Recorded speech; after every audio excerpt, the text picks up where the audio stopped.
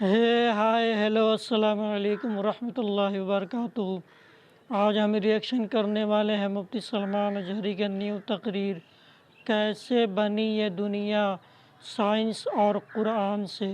Science کے students اس video کو پورا ضرور دیکھیں۔ اور چلے ویڈیو شروع کرنے سے پہلے ہمارے پیارے نبی محمد مصطفیٰ صلی اللہ تعالیٰ علیہ وسلم کے برگاہ کشمنہ میں جھوم جھوم کر درود شریف پڑھ لیں۔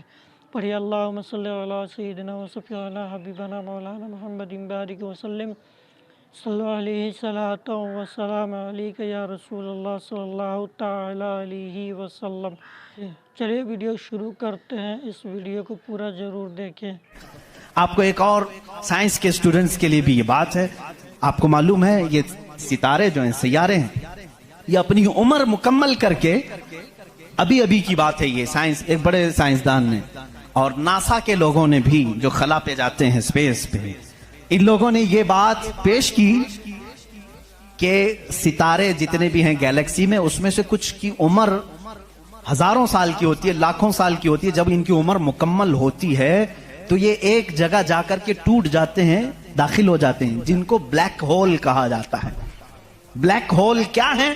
سائنسدان کہتے ہیں اس کی تحقیق ابھی تک نہیں ہو سکی۔ ایک بہت بڑا سوراخ ہے، بہت بڑا سوراخ جس میں یہ ستارے جا کر کے ختم ہو جاتے ہیں، ان کی زندگی یہاں ختم ہوتی ہے۔ کہیں یہ باتیں آپ کو سوکھی تو نہیں لگ رہی؟ آج بہت ہی زیادہ سائنس بول رہے ہیں، ضرورت اس لیے ہے میرے عزیزو، میں اپنے دین کو ان لوگوں کے سامنے رکھنا چاہتا ہوں جو صرف سائنس کو اپنا خدا سمجھتے ہیں۔ آؤ قرآن پڑھو، قرآن اس کی بنیادیں تمہیں دے گا سائنس کی۔ بلیک ہول کیا ہے سائنسدان نہیں بتا سکے، جبکہ ان کے پاس اب بڑی مشینیں ہیں۔ یہ جو ناسا کے لوگ خلا میں جاتے ہیں، ایک سال تک کے لیے چلے جاتے ہیں، کئی مہینوں کے لیے چلے جاتے ہیں اور تحقیقات کر کے لا رہے ہیں۔ چاند پر انہوں نے کیمرے لگایا اور وہاں کی تصویریں یہ بھیجنے کی بات کر رہے ہیں، لیکن پھر بھی بلیک ہول معلوم نہیں۔ میں اس محمد الرسول اللہ صلی اللہ علیہ وسلم کی بات کر رہا ہوں جو کسی بھی سائنسدان کا شاگرد نہیں، جو کسی استاد کے پاس بیٹھا نہیں۔ اس رسول پاک کی زبان سے قرآن کی آیت نکلی سورہ واقعہ کی، اللہ فرماتا لا اقسم بمواقع النجوم انہو لقسم لو تعلمون عظیم۔ اللہ فرماتا قسم ہے اس جگہ کی جہاں جا کے ستارے ٹوٹ جاتے ہیں، بے شک اللہ رب العزت کی اس میں بڑی شان ہے اگر تم سمجھ سکو۔ آسٹرونومی کو قرآن بتا رہا ہے کہ بلیک ہول ہیں، مواقع النجوم ان کو کہا گیا ہے، جہاں ستارے جا کر فنا ہوتے ہیں۔ عزیزان گرامی، یہ تکلیف صرف ہماری ہے کہ ہم نے قرآن عظیم کو اس لیول کے اعتبار سے پڑھا نہیں۔ سائنس کے لیے جو لوگ MBBS کر رہے ہوں گے یا پھر انجینئر بن رہے ہوں گے، ان سے بھی میں یہ دعوت دیتا ہوں کہ قرآن کو بھی کبھی اس اینگل سے پڑھ کر کے دیکھو، اس کی نشانیاں اتنی عظیم ہیں۔ میں سمجھتا ہوں کہ تمہیں پھر کہیں ادھر ادھر منہ مارنے کی ضرورت نہیں، معرفت خداوندی اسی سے حاصل ہو جائے گی۔ غور و فکر کرو، تمہیں اسی سے اللہ رب العزت کی معرفت حاصل ہو جائے گی۔ کوئی تو ہے خالق۔ میں سائنسدانوں سے بھی کہتا ہوں، آپ کو ایک بات یہ بھی میں بتا دوں، ابھی 18ویں صدی کی بات ہے، 18ویں صدی میں امریکہ کا سفر کرنے والے ایک سائنسدان نے ایک نئی چیز کا انکشاف کیا۔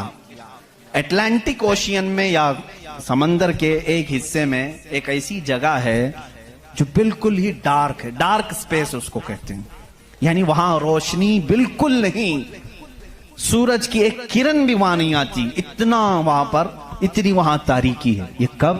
18ویں صدی میں، یعنی آج سے 200 سال پہلے کی بات ہے۔ اس نے انکشاف کیا، دنیا کو بتایا میں نے ایک ایسی جگہ دیکھی، بہت ہی ڈارک ہے، بہت اندھیرا ہے۔ وہ جب واپس آیا تو علماء ربانیین نے سورہ نور کی قرآنی آیتیں پڑھی۔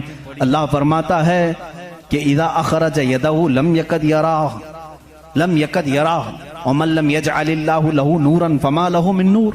اللہ فرماتا ہے ہم نے کائنات میں ایک ایسی جگہ رکھی ہے کہ اس پہ اندھیریوں پر اندھیریاں ہیں، اگر تم ہاتھ بھی نکالو گے تو ہاتھ بھی نظر نہیں آئے گا، ہاتھ بھی نظر نہیں آئے گا۔ یہ کہاں کا؟ یہ علم البحر جس کو کہتے ہیں، سمندروں کا علم رکھنے والا جو پوری زندگی سمندروں کی کھوج میں لگا دیا، وہ لا کر کے بتایا۔ اس نے سوچا میں بہت بڑا تیر مارا ہوں، لیکن جب بتایا قرآن پڑھنے والوں نے کہ یہ تو قرآن میں ہے، اللہ فرما رہا ہے ایک ڈارک سپیس ہے کائنات میں جہاں تم ہاتھ بھی نکالو گے تو نہیں نظر آئے گا، اتنا ڈارک ہے۔ وہ سٹپٹا گیا، پریشان ہوا، میں اس کی تحقیق کروں گا۔ یہ قرآن میں آئی کیسے بات؟ سب سے پہلا دنیا کا میں انکشاف کرنے والا ہوں، میں اس کو سب کو بتانے والا پہلا فرسٹ آدمی میں ہوں، یہ پہلے سے کہاں سے آ گئی قرآن؟ پھر وہی دو باتیں میں بتاتا ہوں میرے عزیزو۔ اس کو بھی یہی جھٹکا لگا کہ یہ قرآن اس زمانے میں نازل ہوا جب سائنس کا وجود نہیں تھا، اور اس پر نازل ہوا جس کو دنیا میں کسی نے سکھایا نہیں تھا۔ بعد میں پھر اس نے یہ سوچا شاید ہو سکتا ہے پروفیٹ محمد صلی اللہ علیہ وسلم سمندروں کا سفر بہت کرتے ہوں گے، ان کے سمندروں کے سفر میں شاید کبھی یہ جگہ آ گئی ہوگی، اس لیے انہوں نے اپنے من سے قرآن میں یہ لکھ دیا ہوگا۔ اس نے یہ نتیجہ نکالا، لیکن دوسرے ہی دن اسے پھر بڑا جھٹکا یہ لگا کہ جب سیرت مصطفیٰ پڑھا اس نے، اللہ اکبر، حضور کی 63 سالہ زندگی میں آپ نے ایک مرتبہ بھی سمندر کا سفر کیا ہی نہیں۔ یہ بہت بڑا جھٹکا لگا کہ وہ محمد صلی اللہ علیہ وسلم کبھی پوری زندگی میں سمندر کا سفر کیے ہی نہیں۔ میرے عزیزو، اس بات میں غلط فہمی میں نہ آنا کہ وہ سمندروں کو نہیں جانتے تھے، وہ معراج کا سفر کرنے والا رسول سمندروں کو ضرور جانتا ہے، لیکن یہ حکمت الہی تھی کہ کبھی سمندر کے سفر کرنے کا اتفاق نہیں ہوا۔ اب اسے جھٹکے بھر جھٹکا یہ لگا جو کبھی سمندر کو گیا ہی نہیں، وہ اگر اٹلانٹک اوشین میں موجود ڈارک سپیس کو بتاتا ہے تو ضرور وہ اپنے پیٹ سے نہیں بتا رہا ہے، وہی اس کو بتایا ہوگا جس نے ڈارک سپیس بنایا ہے۔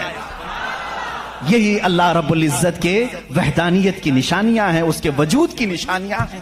قرآن پڑھو، اس میں بہت ساری چیزیں جنہوں نے یہ انکشاف کیا کہ کچھ سمندروں میں ایسے اللہ رب العزت نے بنایا ہے، وہ بھی آپ کو مل جائیں گے۔ دو سمندر ملتے ہیں اور دونوں کا رنگ الگ ہے، ایک سمندر نیلا ہے، ایک سمندر پیلا ہے، دونوں کا ٹیسٹ بھی الگ ہے، ادھر کا میٹھا ادھر کا کھارا نمکین ہے، لیکن وہ بہت دور تک ملتے ہوئے جاتے ہیں، لیکن اس کا پانی اس میں نہیں آتا، اس کا پانی اس میں نہیں آتا۔ کیوں نہیں آتا؟ اللہ فرماتا مرج البحرین یلتقیان، مرج البحرین یلتقیان بینہما برزخ لا یبغیان فبأی آلاء ربکما تکذبان۔ اس رب ذوالجلال نے فرمایا ہم نے دو سمندروں کو بہایا ہے، دیکھنے والوں کو ایسا لگتا ہے کہ یہ مل گئے ہیں، لیکن ہم نے اس میں نہ دکھنے والی ایک ایسی دیوار بنائی ہے کہ اس کا پانی اس میں نہیں ملتا، اس کا پانی اس میں نہیں ملتا۔ یہ بھی کون سے رسول کی زبان سے اللہ تعالیٰ بتا رہا ہے لوگوں کو جو رسول کبھی سمندر کا سفر کیا ہی نہیں؟ اس رسول کی زبان سے اللہ نے دو سمندروں کے ملنے کی بات کی۔ سائنسدانوں، اب تو تمہیں ماننا ہی چاہیے کہ قرآن رسول کا اپنا بیان کیا ہوا کلام نہیں ہے، اسی کا یہ کلام ہے جس نے سمندروں کو اس طرح پیدا کیا۔ کائنات میں بہت ساری چیزیں ہیں میرے عزیزو، قرآن اللہ رب العزت کا یہ کلام اتنی ہی نہیں، یہ تو بڑی بڑی نشانیاں میں نے کہا، اگر اس کی معرفت، اس کی کھوج میں لگ جاؤ گے تو زندگی تمام ہو جائے گی۔ میں تو کہتا ہوں اللہ نے ایک بات یہ بھی فرمائی ہے تمہارے لیے، وَفِي أَنفُسِكُمْ أَفَلَا تُبْصِرُونَ۔ اللہ فرما رہا ہے تم ادھر ادھر نشانیاں ڈھونڈ رہے ہو، ہم نے تمہاری ذات میں اپنی نشانیاں رکھی ہیں، تم نہیں دیکھتے؟ تمہاری ذات میں ہماری نشانیاں ہیں، تم نہیں دیکھتے؟ اتنی نشانیاں ہیں، اس کے لیے آپ کو کئی علوم پڑھنے کی ضرورت ہے۔ ظاہر سی بات ہے انسان کے ایک ایک پارٹ پر جو ریسرچ کرتا ہے وہ اپنے وقت کا ایک بڑا ڈاکٹر بنتا ہے۔ خالی صرف دل پر جس نے ریسرچ کیا وہ کارڈیالوجی ہے، جو صرف کڈنی پر ریسرچ کیا وہ نیفرولوجی ہے، اور جو صرف رگوں کو دیکھا ہے وہ نیورولوجی ہے۔ پارٹ پارٹ پر انہوں نے پوری زندگیاں ختم کی۔ پورے انسان کو پڑھا کس نے؟ آج کون پڑھا ہے؟ اسی لیے امام اعظم ابو حنیفہ رحمۃ اللہ علیہ نے فرمایا من عرف نفسہ فقد عرف ربہ، جس نے صرف اپنی ذات کو پہچان لیا وہ اپنے رب کو پہچان لے گا۔ تمہارے جسم میں جس طرح کی چیزیں اللہ نے بنائی، ڈاکٹر سے جا کر کے پوچھو کہ ہمارے جسم کے اندر کا جو نظام ہے، ایک بار جو نس کٹ گئی 1000 ڈاکٹر مل کر کے وہ نس نہیں قائم کر پاتے۔ یہ رگوں کا سلسلہ ایسا ہے، اور فرمایا گیا بلکہ تحقیقات بتاتی ہیں ہمارے جسم کے اندر موجود یہ نسوں کو، رگوں کو نکال کر کے اگر بچھا دیا جائے کئی ہزار کلومیٹر لمبی ہو جائیں گی، کئی ہزار کلومیٹر لمبی ہو جائیں گی۔ یہ نسوں کا اتنا لمبا سفر ہو جائے گا، اتنا سارا مواد اللہ نے تمہارے جسم میں رکھا۔ اور رب تعالیٰ یہ فرماتا ہے، مفاہیم آیات میں بیان کر رہا ہوں، کبھی آپ نے سوچا ہم نے زبان سے جو جو چیزیں کھائی، اللہ اکبر، میں ایک بڑے محقق کے حوالے سے کہتا ہوں، روٹی کو انہوں نے کہا تمہاری روٹی، تمہارے کھانے اللہ کی نشانیاں ہیں۔ میں نے پوچھا روٹی بھی نشانی ہے اللہ کی؟ کہا ہاں۔ تم ایک روٹی کو کہاں سے حاصل کرتے ہو؟ اناج کھیت سے لیا، فصل جب آئی اس کو کٹایا، پسایا، آٹا بنایا، پھر گھر میں لایا، گوندھنے کے لیے دیا، آٹا گوندھا گیا، روٹیاں بیلی گئیں، توے پر رکھی گئیں، بن گئی۔ کتنی منزلوں سے گزری، کھیت سے آئی، پسائی میں گئی، گندھائی میں گئی، پکائی میں گئی، اب اس کے بعد ریڈی ہو کر تمہارے برتن میں آئی۔ اس کے بعد تم نے کیا کیا؟ اب تک سب تمہارا اختیار چل رہا ہے، تم اپنی مرضی سے کر رہے ہو۔ گیہوں کا لانا ہے، جو کا لانا ہے، جوار کا لانا ہے، کس کا لانا ہے، تمہاری مرضی۔ آٹے سے کتنا گوندنا ہے، نرم گوندنا ہے، موٹا گوندنا ہے، تمہاری مرضی۔ روٹی موٹی پکانی ہے، پتلی پکانی ہے، تمہاری مرضی۔ روٹی پک جانے کے بعد 4 ٹکڑے کرنے، 5 ٹکڑے، 2 ٹکڑے، تمہاری مرضی، سب تمہاری مرضی ہے۔ اس کے بعد تم چبا کر کے کھا گئے، اس روٹی کو چبا کر کھا گئے، نگل گئے۔ یہ روٹی جب حلق سے اتر گئی اب تمہاری مرضی نہیں ہے۔ اس ایک ہی روٹی سے گوشت بھی بنتا ہے، اسی ایک روٹی سے خون بھی بنتا ہے، اسی ایک روٹی سے منی بھی بنتی ہے، اسی ایک روٹی سے پیپ بھی بنتا ہے، اسی ایک روٹی سے کف اور بلغم بھی بنتا ہے، اسی ایک روٹی سے سب چیزیں بن جانے کے بعد ہمارے فضلات بھی نکلتے ہیں۔ میں نہیں سمجھ پایا، اے میرے عزیزوں مجھے بتاؤ، ایک روٹی لو، اس کے ایک ٹکڑے سے تم گوشت بنا کے دکھاؤ، دوسرے ٹکڑے سے تم خون بنا کے دکھاؤ، تیسرے ٹکڑے سے تم پیپ بنا کے دکھاؤ، چوتھے ٹکڑے سے تم بلغم بنا کے دکھاؤ، نہیں کر سکو گے، اس لیے کہ صرف گوندھنے پکنے تک تمہاری مرضی چلتی ہے، حلق سے نیچے اتر جانے کے بعد خدا قدیر و جبار کا نظام چلتا ہے۔ تمہارے رزق میں اس کی نشانیاں ہیں۔ کون ہے جو بناتا ہے ہمارے جسم کے اندر اس روٹی سے ہمارے جسم کا حصہ؟ پوچھو، جا کر کسی سے بھی پوچھو، یہ ہمارا جسم موٹا تازہ گوشت کیسے بن گیا؟ یہ کھانے اچھے کھاؤ گے اس سے بن گیا۔ ہم نے کہا ہم کھانے کاجو بادام بھی کھا رہے ہیں تو بھی گوشت بن رہا ہے، روٹی کھا رہے ہیں تو بھی گوشت بن رہا ہے، چاول کھا رہے ہیں تو بھی گوشت بن رہا ہے، اور خون ایسا لکوڈ ہے کہ بازار میں ملتا نہیں، کسی انسان کا ہی لینا پڑتا ہے۔ اس کو کون بنایا ہے؟ کہا اس کو بھی روٹی سے ہی بنایا ہے، کاجو بادام سے ہی بنایا ہے، پھلوں سے ہی بنایا ہے۔ ہم پوری دنیا کی غذائیں لا کر چکی میں پیس کر کے بھی خون کا ایک قطرہ نہیں پیدا کر سکے، لیکن وہ رب ذوالجلال ہمارے لقمے کے نیچے جاتے ہی نظام کو شروع فرما دیا ہے۔ کیسا وہ نظام ہے، کیسا وہ نظام ہے اے میرے عزیزو! اسی لیے میرا مولا فرماتا ہے فی انفسکم افلا تبصرون، تمہاری ذات میں میری نشانیاں ہیں، کیوں تم نہیں دیکھتے؟ کیوں تم نہیں دیکھتے؟ آپ کو اگر میں ذاتیات، نفسیات، طبعیات، یہ جو علوم ہیں اس پر گفتگو کروں تو ایک بڑا الگ ٹاپک ہو جائے گا۔ اللہ تعالیٰ نے اس نظام کو کیسے بیلنس رکھا ہے جانتے ہیں آپ؟ کبھی آپ کو معلوم ہے ہمارے کانوں میں ایک الائنمنٹ ہوتا ہے، جیسے ویل الائنمنٹ کرتے ہیں، ہمارے دونوں کانوں کے بیچ میں ایک قطرہ چھوٹا سا اللہ نے رکھا ہے، یہ بیلنس کو برقرار رکھتا ہے۔ جو سنکی ہوتے ہیں، جن کو کہتے ہیں پاگل ہو گیا، جھولے کھاتا رہتا ہے، یہ کون لوگ ہیں جانتے ہیں آپ؟ جن کو کبھی کبھار فیڈس آ جاتی ہے، چلتے چلتے آڑے ٹیڑے ہو جاتے ہیں، یہ کون ہیں؟ جن کا صرف وہ کانوں کے بیچ کا ایک قطرہ بھی ہل گیا تمہارا بیلنس بگڑ جائے گا۔ تم کھڑے کیسے ہوتے ہو؟ 2 پیروں پر سیدھے کھڑے رہتے ہو، جب تک چاہو کھڑے رہو، چلنا چاہو تو سیدھے چلتے ہو۔ اگر وہ بیلنس چوک گیا، جیسے کار ویل الائنمنٹ چھوٹنے سے ادھر ادھر جانے لگے گی، تمہارے پیر لڑکھڑانے شروع ہو جائیں گے۔ اس ایک ہلکے قطرے سے اللہ نے تمہارے پورے وجود کو رکھا ہے۔ تمہیں ٹیڑھا کرنے کے لیے صرف اس قطرے کو جنبش دینے کی ضرورت ہے، صرف جنبش دینے کی ضرورت ہے۔ میں نے سائنس کی ایک تحقیق پڑھی، اللہ اکبر، حیرت ہوتی ہے۔ انہوں نے یہ تحقیق کر کے بتایا یہ جو تمہاری پلکیں جھپکتی ہیں، کھلتی بھی ہیں، جھپکتی بھی ہیں، جانتے ہیں آپ یہ کتنی ہلکی ہیں اور کسی کو احساس بھی نہیں ہوتا کب جھپکی کب کھلی، کسی کو احساس نہیں ہوتا. کہا اس کے اندر کون سی طاقت ہے؟ کیا ربر ہے، میگنیٹ ہے، کیسے یہ کیسے ہوتی ہے؟ اس کو ایک سائنسدان نے کہا کہ اگر کسی کی پلک جھپکنا چھوٹ جائے، نہیں جھپک سکتی، تو اس کو بلڈوزر سے کھینچ کے بھی بند نہیں کر سکو گے، اتنی طاقت لگا کر کے بھی اسے بند نہیں کر سکو گے. ایسا فلیکسیبل ہے، ایسا ربر ہے. اور اگر بند ہو گئی تو کھول بھی نہیں سکو گے، پوری طاقت لگا کے ٹوٹ کے پھٹ جائے گا یہ پلک، کھلے گی نہیں کھلے گی.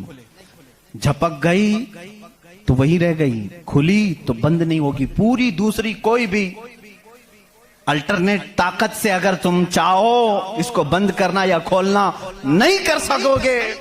انہوں نے کہا بس ہمارے ان پلکوں میں اللہ تعالیٰ نے ایک ہلکا سا ربر رکھا ہے جو فلیکسیبل ہے اور بغیر تمہارے چاہے بھی یہ ہلتی ہے، بند ہوتی ہے. اور کہا کہ اگر ان پلکوں میں یہ جھپکنے اور کھلنے کا مادہ یہ ختم ہو جائے، یہ ربر، یہ فلیکسیبلٹی ختم ہو جائے، تو وہ انسان پاگل ہو سکتا ہے، بلکہ آنکھ نہ بند ہونے کی وجہ سے وہ مر بھی سکتا ہے. وَفِي أَنفُسِكُمْ أَفَلَا تُبْصِرُونَ. ہم ان تمام نعمتوں کو سمجھ نہیں پاتے، بلکہ ایک دن میں ہزاروں بار جھپکتے ہیں، کھولتے ہیں، احساس نہیں ہے اس نعمت کا. اگر یہ بند ہونا ختم ہو جائے یا بند ہو گئی، کھل نہ سکے، تو کیا کر لے جاؤ گے؟ کچھ نہیں کر سکو گے. بلکہ میرے عزیزو، تمہارے جسم پر موجود یہ رونگٹے، یہ بال بھی اللہ کی علامت ہیں، نشانیاں ہیں. جانتے ہو بال سب ایک ہی طرح کے ہیں، لیکن ابھی 2 ہی دن قبل میں پڑھ رہا تھا، ذہن کیا ہے جاتا نہیں ان چیزوں کی طرف، چونکہ معمول پہ چل رہے ہوتے ہیں. ایک صاحب نے مجھ سے سوال کیا کہ حضرت بال جو ہے ہماری آنکھوں پہ بھی ہیں، پلکوں میں، اور اوپر بھووں پہ، آئی برو بھی ہیں، اور بال سر پہ بھی ہیں اور دیگر جگہوں پر ہیں. سر کے بال اور دیگر جگہوں کے بال بڑھتے ہیں، یہ بال بڑھتے کیوں نہیں؟ بال سیم ہے، بال سیم ہے، یہ بڑھتے نہیں، اور یہ بڑھتے ہی رہتے ہیں، ان کو جتنا کاٹو بڑھتے ہی رہتے ہیں. ایسا کیا ہے؟ اللہ اکبر. اس دن مجھے حیرت ہوئی، میں نے کبھی اس چیز پر توجہ نہیں کی، کبھی نہیں سوچا. ہو سکتا ہے آپ کا ذہن نہ گیا ہو. پڑھنے پر ایک محقق نے یہ بھی لکھا ہے، دیکھنے میں یہ سارے بال ایک طرح سے ہیں، ان بالوں میں ساری چیزیں ایک ہی طرح کی ہیں. دیکھنے میں یہ کالے ہیں تو وہ بھی کالے ہیں، قوت بھی ان کی سیم ہے، لیکن اللہ رب العزت نے ان بالوں میں بڑھنے کا خون رکھا ہے. ان بالوں میں بڑھنے والا خون آتا تک نہیں، آتا تک نہیں. عزیزان گرامی، اس کی یہ نشانیاں ہیں بہت ساری. اس کی تحقیقات پھر کسی موقع پر میں عرض کروں. اور پیٹ کے اندر موجود چیزیں جو اپنا نظام خود بخود چلا رہی ہیں، نہیں چلا سکو گے، نہیں چلا سکو گے. دل جتنی مرتبہ یہ دھڑکتا ہے، اس کے اندر جو پریشر ہے، کہا گیا ہے یہ جو خون کو دبا کر کے جسم میں پھیلاتا ہے، اس کے متعلق سائنس یہ کہتا ہے اتنا پریشر ہے کہ دنیا میں کسی فوارے پہ، کسی فاؤنٹین میں اتنا پریشر نہیں ہوگا جتنا دل میں پریشر ہے. اور یہ اتنی تیزی سے ایک بار پمپ کرتا ہے کہ خون پورے جسم میں ناخن تک آ جاتا ہے. ایک بار کے پمپ پر ایک بار اس طرح دل نے دبایا خون کو بار، تو خون ناخن تک پہنچتا ہے. اتنا پریشر اس کے اندر ہے. امریکہ کی ایک لیبارٹری میں ایک پاکستانی عالم دین گئے تھے، کارڈیالوجی تھے وہ ڈاکٹر. وہ ایک عالم کو لے کر کے گئے، اور کارڈیالوجی نہیں، ریڈیالوجی بھی غالباً کچھ ہے، جس میں آوازیں سننے کا آلہ ہوتا ہے، ایک مشین ہوتی ہے جسم کے اندر حرکت کرنے والی ہر آواز کو اس میں سنا جا سکتا ہے. پلک آپ جھپکتے ہیں، آپ سانس لیتے ہیں تو اس کی آواز کیسی ہوتی ہے. تو انہوں نے کہا آج چلیے لیبارٹری میں آپ کو بتاتا ہوں کہ دل کی آواز، ہم تو یہاں ہاتھ رکھتے ہیں تو دھک دھک دھک کی آواز آتی. تو انہوں نے کہا ہم آپ کو اس سے سناتے ہیں. ایئر فون لگائے گئے، بڑی بڑی مشینیں تھی، ہلکی سی بھی وہاں پر ہوا بھی آتی تو اس کی زور آواز آتی ہے. وہ ایک لیب ہے. یہ عالم دین کہتے ہیں میں نے سنا دل کی آواز. میں نے پوچھا اس ڈاکٹر سے کہ آپ کے ہاں ہر آواز کا نام لکھا گیا ہے, دل جو آواز کرتا ہے اس کا کیا نام ہے آپ کے یہاں؟ کہتے ہیں دل جو ہے لپ لپ لپ لپ یہ آواز کرتا ہے. سائنس میں یہ لکھا گیا ہے. وہ مسکرا ہے, کہا تھوڑی سی خطا ہو گئی, بلکہ دل کہتا ہے رب رب رب رب. ہر انسان کا دل جو دھڑکنے کی آواز آتی ہے مشینوں سے انہوں نے خود سنا. ہاں ہو سکتا ہے کچھ توتلے لوگ ہوتے ہیں را کو لا کہہ جاتے ہیں, ہو سکتا ہے تمہیں لپ لپ لپ سنائی دیا ہو, مگر میرا ایمان یہ کہتا ہے ہر دل رب رب رب ہی کہتا ہے. جو اس کو دھڑکن دیا ہے اگر وہ دل اسے یاد نہ کرے. عزیزان گرامی, کائنات کی بہت ساری چیزیں اس کی نشانیاں ہیں. سمندروں میں اس کی نشانیاں ہیں. آپ کو معلوم ہے سمندروں کا علم, علم البحر جن کو معلوم ہے, جو غوطے لگاتے ہیں وہ کہتے ہیں زمین پر جتنی مخلوقات ہے اس کے 10 گنا زیادہ مخلوقات سمندروں میں موجود ہیں. سمندروں میں یہاں جتنے کیڑے دیکھ رہے ہو, کتنے مکوڑے دیکھ رہے ہو, یہاں جتنے قسم کی مخلوقات آپ دیکھ رہے ہیں اس کے 10 گنا زیادہ مخلوقات سمندروں کے اندر ہے. کون ہے جو ان کے رزق کا انتظام کرتا ہے؟ کون ہے ان کی پرورش پر؟ سمندروں کا علم الگ ہے. کہتے ہیں ہم اندر جاتے ہیں تو اس کے اندر اتنی چیزیں کہ ہر بار نئی چیزیں دکھتی ہیں. اور انہوں نے کہا کہ کئی لاکھ قسم کی مچھلیاں گن لی گئیں, لیکن ہر بار غوطہ لگاتے ہیں تو پھر نئے رنگ کی مچھلی نظر آتی ہے. ان کو رنگ دیتا کون ہے اس کے اندر؟ عزیزان گرامی, سمندروں کے علم میں لوگوں نے کہا اس کی گہرائیوں میں کیا کیا موجود ہے.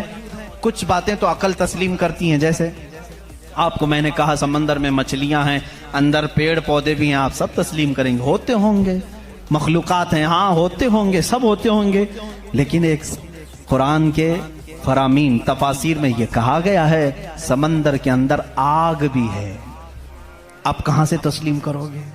سمندر کے اندر آگ ہے, کیسے تسلیم کرو گے؟ ظاہر سی بات ہے تم انکار کرو گے. پانی اور آگ ہو ہی نہیں سکتا, اور وہ بھی پانی ہلکا پھلکا پانی نہیں, سمندر کا جوشیلا پانی. اور یہاں پر اسلام میں یہ باتیں کہی گئی ہیں کہ سمندر کے اندر آگ ہے.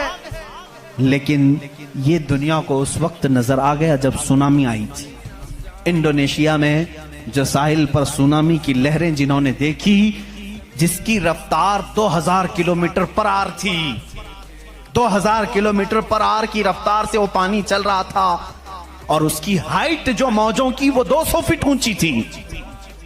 200 فٹ اونچی لہریں 1000 کلومیٹر پر آر کی رفتار سے جب جا رہی تھی تو مشاہدہ کرنے والوں نے یہ کہا جب وہ لہریں چلتی تھی تو پیچھے آگ کے شعلے نکلتے تھے, سمندر میں آگ کے شعلے نکلتے تھے.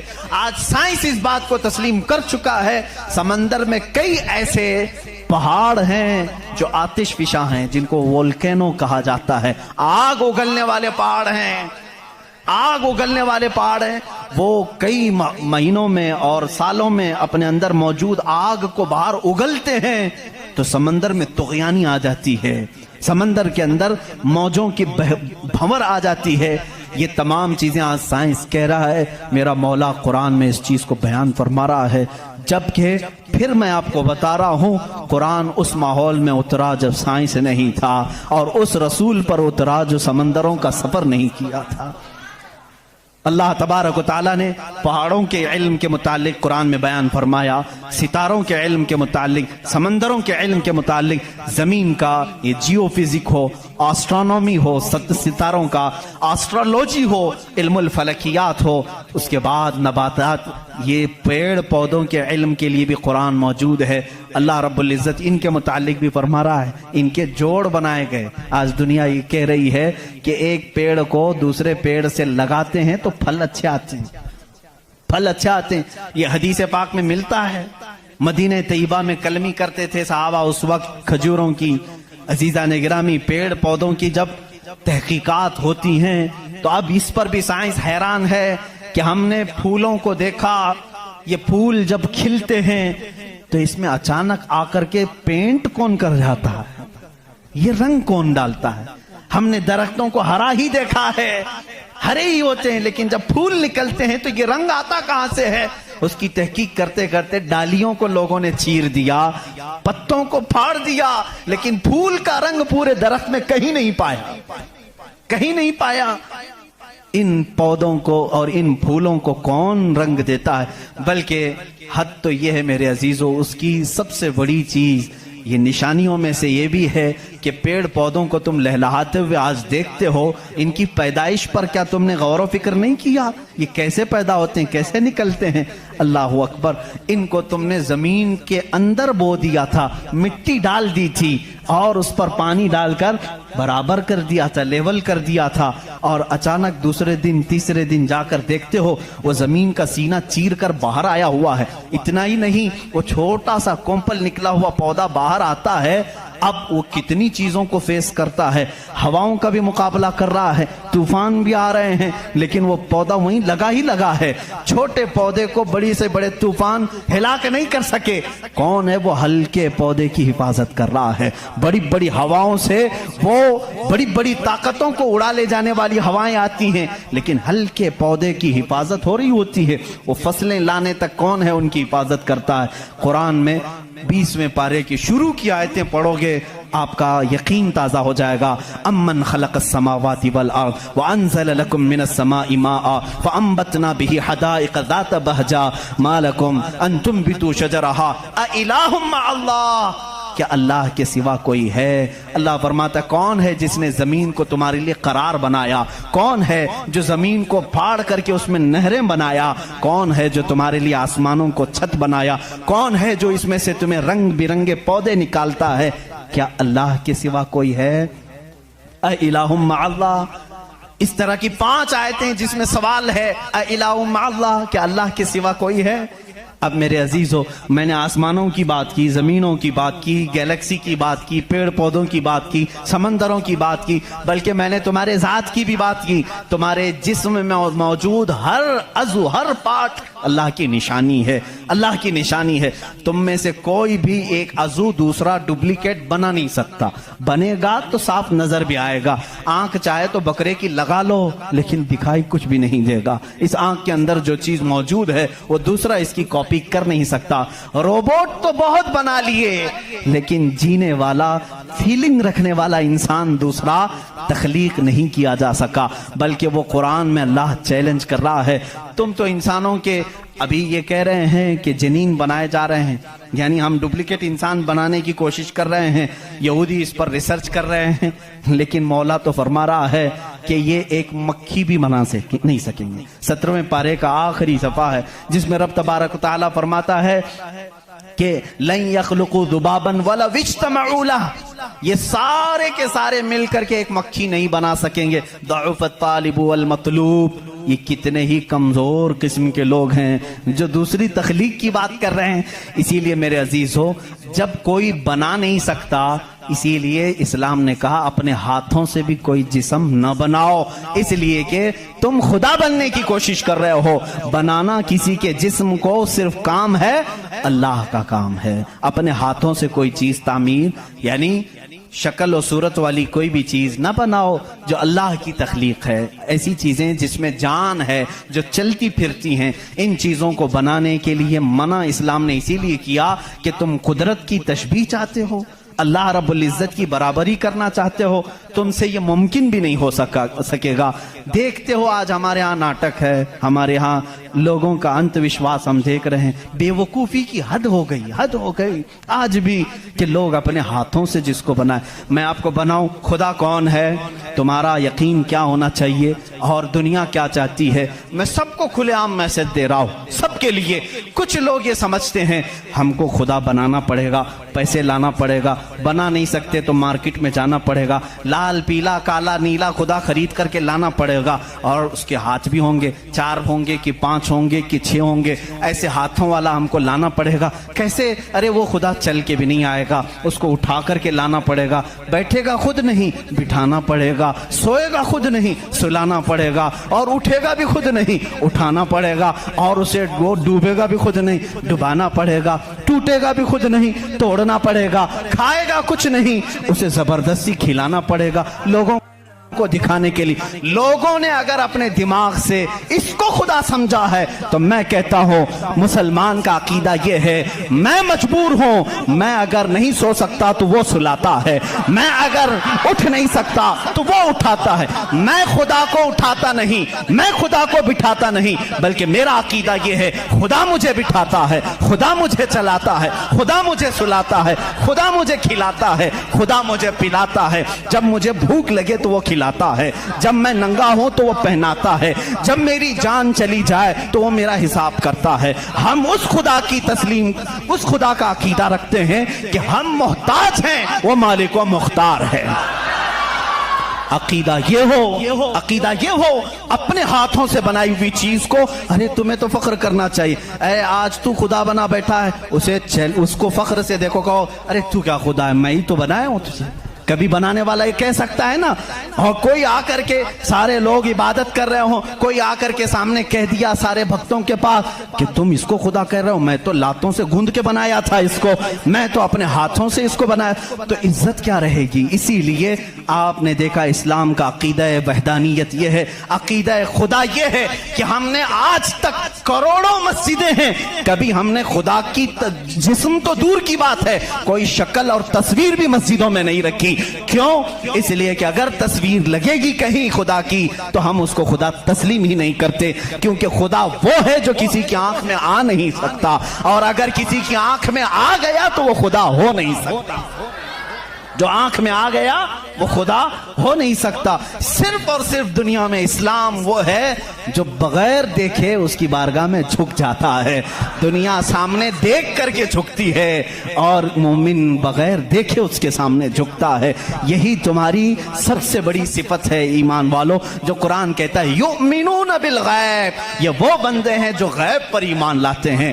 اب یہاں آخری بات میں کرنے آتا ہوں, میرا وقت طویل ہو گیا. اے مولا تیری نشانیاں بہت ہیں, آسمان تو نے بنایا, زمین تو نے بنایا, ستارے تیرے ہیں, سمندروں کا علم تو نے انسانوں کو دیا, سب کچھ تو نے بنایا, لیکن میرا عقیدہ, میرا وجدان یہ کہتا ہے ایک کائنات میں سب سے بڑی اگر کوئی نشانی ہے تو وہ محمد رسول اللہ کی ذات ہے. پھر بھی اسی لیے کہا مکہ کے وہ کفار پوری کائنات کے سب سے بڑے کافر ہیں کہ اللہ کی سب سے بڑی نشانی کو دیکھ کر کے بھی ایمان نہیں لا سکے, اس لیے کہ وہ رسول ہی بذات خود اللہ کی ایک ایسی نشانی ہے. چہرہ والضحیٰ ہے, زلفیں واللیل ہے, اور دست مبارکہ اور گلے کا نرم و نازک انداز یہ ہے کہ انسان دیکھ کر کے حیرت میں رہ جاتا تھا. مصطفیٰ کریم صلی اللہ علیہ وسلم کی ذات پر جب میں گفتگو کروں گا انشاءاللہ یہ بتاؤں گا میرے عزیزوں کہ کائنات میں سب سے بڑی نشانی میرے نبی کی ذات ہے, میرے آقا کی ذات ہے. اور یہ بھی آپ کو تسلیم کرنا پڑے گا, آج ہم جو جھک رہے ہیں مسجدوں میں بغیر خدا کو دیکھے ہوئے, کس نے بتایا کہ خدا ہے؟ اگر وہ محمد نہ ہوتے تو ہم کو خدا کا ادراک بھی نہ ہوتا. اسی لیے ہم کہتے ہیں میں مانتا ہوں اے عقل